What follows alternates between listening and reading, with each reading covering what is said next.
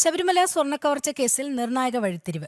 മുൻ Thiruvithamkoor Devaswom board president PS പ്രശാന്തിന്റെ അറസ്റ്റിലേക്കുള്ള നടപടികൾ പ്രത്യേക അന്വേഷണ സംഘം ആരംഭിച്ചു. കേസിൽ പ്രശാന്ത് അടക്കം 3 പേരുടെ അറസ്റ്റ് രേഖപ്പെടുത്താനാണ് SITയുടെ നീക്കം.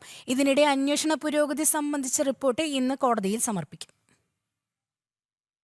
മുൻ Thiruvithamkoor Devaswom board president PS പ്രശാന്തിന് കേസിൽ നിർണായക പങ്കുണ്ടെന്ന കണ്ടെത്തലിന്റെ അടിസ്ഥാനത്തിൽ അദ്ദേഹത്തിന്റെ അറസ്റ്റിനുള്ള നടപടികളുമായി പ്രത്യേക അന്വേഷണ സംഘം മുന്നോട്ടു പോവുകയാണ്. പ്രശാന്ത് ഉൾപ്പെടെ 3 പേരുടെ അറസ്റ്റ് രേഖപ്പെടുത്താനാണ് അന്വേഷണ സംഘത്തിന്റെ നീക്കം. അറസ്റ്റിന് മുന്നോടിയായുള്ള നടപടിക്രമങ്ങൾ ഇതിനോടകം ആരംഭിച്ചതായാണ് അന്വേഷണ സംഘത്തിൽ നിന്ന് ലഭിക്കുന്ന വിവരം. കേസുമായി ബന്ധപ്പെട്ട കൂടുതൽ തെളിവുകൾ ശേഖരിക്കുന്നതിന്റെ ഭാഗമായും നിർണായക രേഖകൾ പരിശോധിക്കുന്നതിന്റെ ഭാഗമായും അന്വേഷണം തുടരുകയാണ്. ഇതിനിടെ PS പ്രശാന്ത് ദേവസ്വം ബോർഡ് പ്രസിഡന്റായിരുന്ന കാലത്ത് ശബരിമലയിൽ നിന്ന് സ്വർണ്ണപ്പാളികൾ കൊണ്ടുപോയ ഇടപാടുമായി ബന്ധപ്പെട്ട രേഖകൾ അന്വേഷണ സംഘം വീണ്ടും പരിശോധിച്ചു.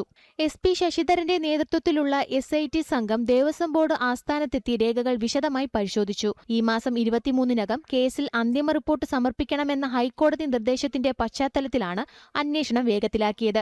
നിർണായക രേഖകൾ ശേഖരിക്കുന്നതിനും തുടർ നിയമന നടപടികൾ സ്വീകരിക്കുന്നതിനുമാണ് അന്വേഷണ സംഘം ഇപ്പോൾ മുൻഗണന നൽകുന്നത്. ജനം, തിരുവനന്തപുരം.